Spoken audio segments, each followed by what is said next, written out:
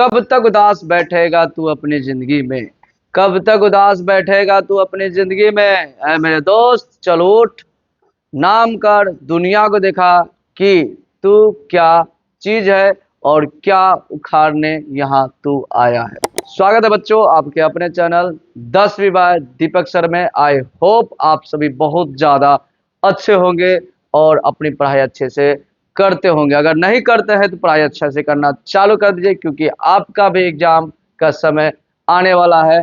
समय किसी के लिए रुका नहीं रहता है, तो आपके लिए भी नहीं रुका रहेगा। आपका भी एग्जाम जल्द आ जाएगी। इसलिए अगर आप सोए हैं तो जग जाइए, जागे हैं तो और जगिए, क्योंकि आपका भी एग्जाम आने वाला है। इसलिए आपको पढ़ना बहुत ज्यादा जरूरी है। अगर आप मेरे वीडियो में आए हैं तो आपको बता दें कि अब आपको हिंदी का क्वेश्चन आंसर रटना नहीं पड़ेगा। आप सुनोगे और आपको सुन करके ही याद हो जाएगी, ये मेरी गारंटी है आपको। तो चलिए वीडियो स्टार्ट करते हैं। आज के क्लास में हम लोग जो है उसने कहा था, जो कि अध्याय 2 है, का क्वेश्चन आंसर करेंगे। तो चलिए पहला क्वेश्चन क्या है और उसका आंसर सुनते हैं। पहला क्वेश्चन है आपका, उसने कहा था कहानी कितने भागों में बटी हुई है। कहानी के कितने भागों में युद्ध का वर्णन है। देखिए छात्र, उसने कहा था कहानी मुख्यतः 5 भागों में बटी है। तो ध्यान सुनिएगा, कितने भागों में बटी है? 5 भागों में। वो किस प्रकार बटी है तो सुनिए बच्चा। 5 भागों में तो बटी है, भाग 1, भाग 2, भाग 3 और भाग 4 और लास्ट अंतिम है सर भाग 5।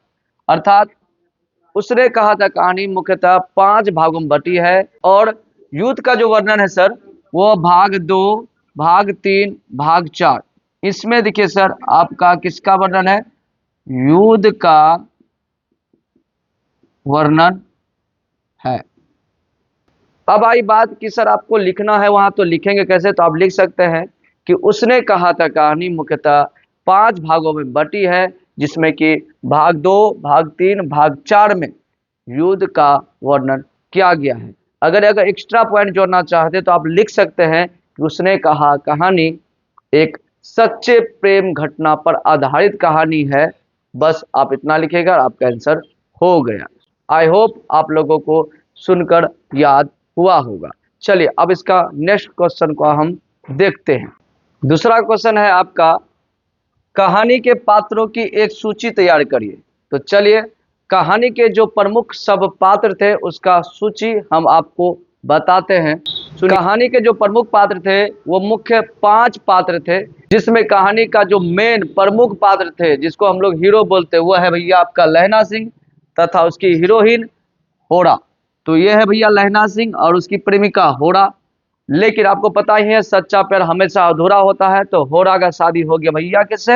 हजारा सिंह से। इससे हो गया किसका शादी? होड़ा सिंह का। और इन दोनों के मिलन से, होड़ा और हजारा के मिलन से उसका बेटा हुआ, पुत्र हुआ बुद्धा सिंह।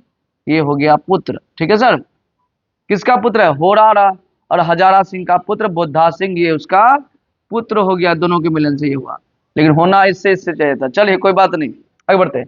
और आपको बताते हैं सर, ये जो वजीरा सिंह देख रहे हैं ये लहना सिंह का दोस्त था। अब आते हैं उनके कामों को जान लेते हैं। देखिए लहना सिंह जो थे युद्ध के दौरान बने थे क्या? ये युद्ध के दौरान बने थे जमादार। क्या बने थे?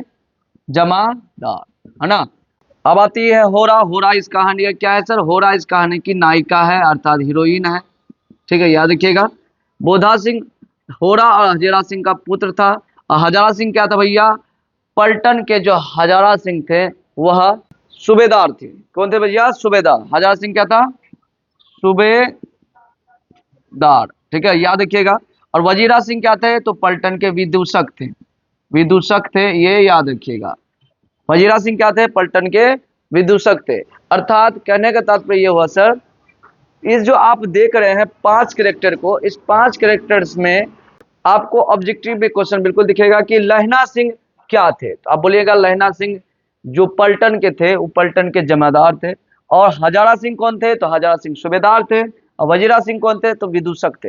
ये बात आपको याद हो गया होगा। और आपको बता दे यह क्वेश्चन आपके एग्जाम में ऑब्जेक्टिव में पूछा जा सकता है, इसलिए आप इसका स्क्रीनशॉट ले सकते हैं। हम थोड़ा हट जाते हैं। आई होप आप लोग स्क्रीनशॉट ले लिए होंगे। चलिए अब इसका नेक्स्ट क्वेश्चन को देखते हैं, नेक्स्ट क्वेश्चन को समझते हैं। अगला क्वेश्चन है आपका कि लहना सिंह का परिचय अपने शब्दों में दे। तो लहना सिंह का परिचय बहुत ज्यादा आसान है, तो चलिए देखते हैं कैसे हम लोग लहना सिंह का परिचय देते हैं। देखिए सर, लहना सिंह के बारे में तो याद रखिएगा कि ये जो लहना सिंह थे वो राइफल, है ना, राइफल नंबर 77 के जमादार थे। याद रखिएगा, राइफल नंबर 77 के क्या थे सर? जमादार थे। पहला बात अब याद रखिए। अब इसका घर की बात करें तो इसका घर मांझे में था। क्या था? मांझे में था। आगे बात करें तो इसके बारे में आप बोल सकते हैं क्या क्या, ध्यान सुनिएगा। ये जो है अंग्रेजी सैनिक थे, अंग्रेजी ना, ये अंशवा होगा यहाँ पे, याद रखिएगा। अंग्रेजी सैनिक थे। कौन था अंग्रेजी सैनिक सर? लहना सिंह। और चलिए, और ये किसके खिलाफ लड़ रहे थे? तो जर्मन के खिलाफ लड़ रहे थे, जर्मन के खिलाफ लड़ रहे थे, है ना। ये चार बातों से आप इसके बारे में लिख सकते हैं। चलिए कैसे लिखना है तो ध्यान सुनिए। आप बोल सकते हैं लहना सिंह का घर मांझे में था, वह राइफल नंबर 77 के जमादार थे, वह ब्रिटिश सैनिक में थे और जर्मन के खिलाफ लड़ने गए थे। उसने क्या किया? जर्मन को मुंह का बल गिरा दिया, अर्थात उसने जर्मन को लोहे का चना चबा दिया। अकेला उसने कई जर्मन को धो डाला, अकेला उसने कई जर्मन को मार डाला। किसने सर? लहना सिंह। अर्थात लहना सिंह जो थे उसने कहा था कहानी का मेन हीरो थे। इस तरह आप लिख सकते हैं। चलिए अगला क्वेश्चन है चौथा। कल देखते नहीं या रेशम से कटा हुआ सालू, यह सुनते ही लहना की क्या प्रतिक्रिया हुई? देखिए सर, इसका आंसर बहुत ही ज्यादा आसान है, बहुत ज्यादा आसान। और ये जो आंसर है वो कोई भी लिख सकता है। आपको एक लॉजिक बता देते हैं, आप भी लिख लोगे। देखिए ध्यान समझिएगा। पहले लहना सिंह जो है एक लड़की से प्यार करती थी जिसका नाम ही पता होगा आपको, होरा, है ना। नहीं पता तो बता दिए, होरा।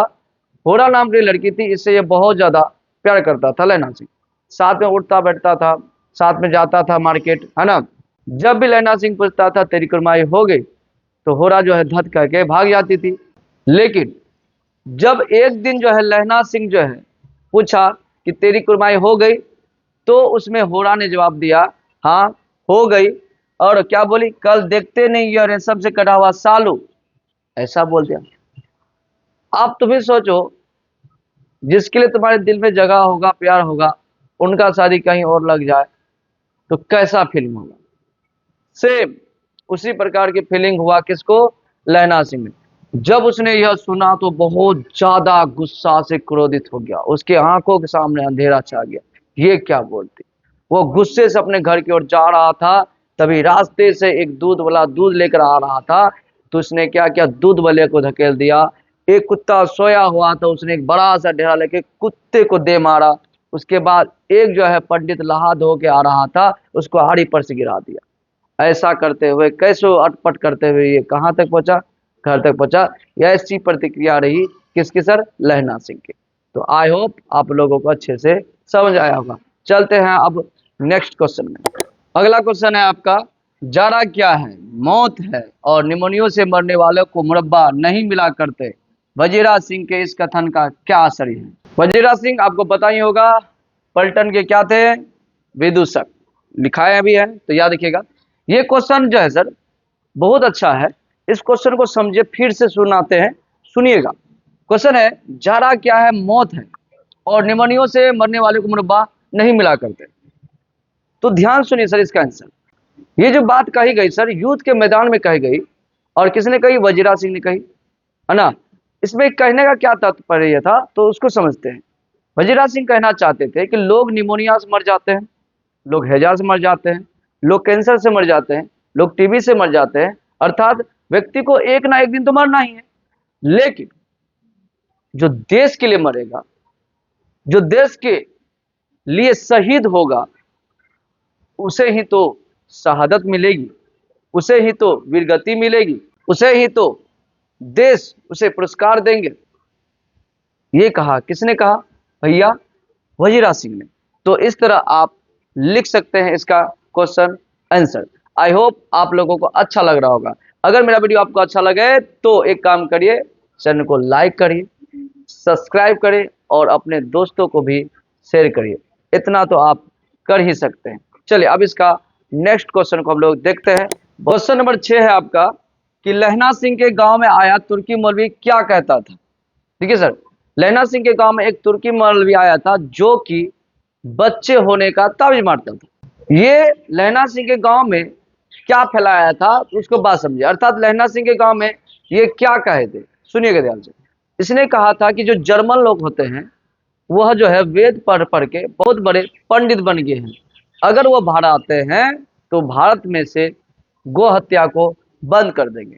ये किसने कहा? ये कहा भैया तुर्की मौलवी ने कहा, ठीक है ना।